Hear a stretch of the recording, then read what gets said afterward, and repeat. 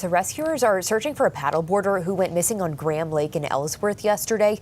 According to the Maine Warden Service, the 20-year-old man is believed to have left a family camp between 10 and 11:30 in the morning and may not have been wearing a life jacket.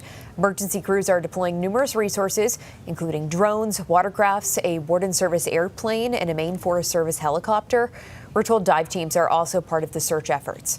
Maine game wardens say wind and clouds are making the search difficult. Searches like these are challenging due to the environmental circumstances such as the wind and also the fact that we're dealing with water, which makes it challenging because there can be debris on the bottom of the lake that can make it hard for the sonar to get a good image. We will share information online and on air as we follow these updates. The National Weather Service is sharing important reminders for swimmers as water temperatures are dangerously cold right now.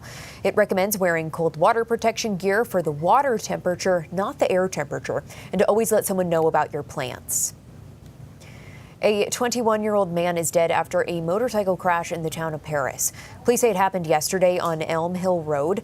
We're told Zachary May was riding his motorcycle when he lost control of his bike and collided with a pickup truck. First responders say May died at the scene. Investigators believe speed and driver inexperience appear to be a factor in the crash.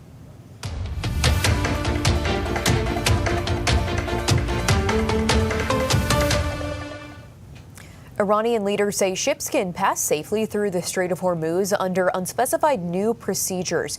Comes after the U.S. paused its short-lived escort mission, Project Freedom. Tehran thanked ship captains for complying with Iranian regulations while continuing to assert sovereignty over the strategic waterway. Officials say there's been talks of plans to charge vessels for transit, a move that's under scrutiny.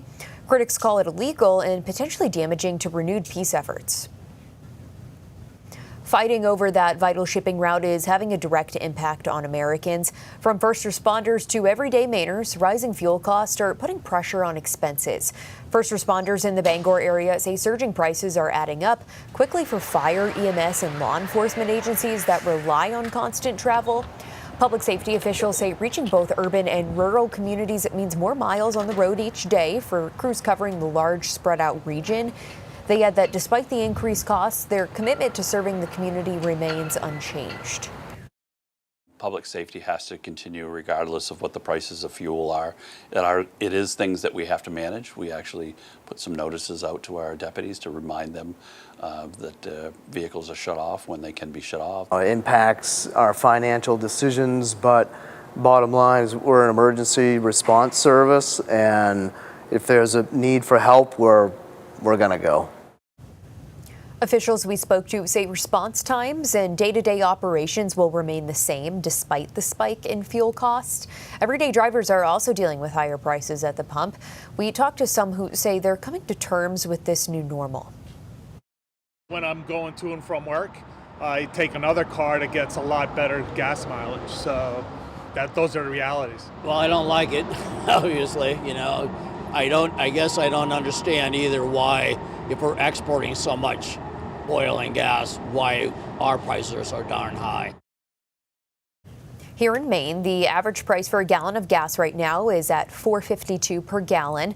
That's up more than 55 cents from a month ago and more than 30 cents from just a week ago.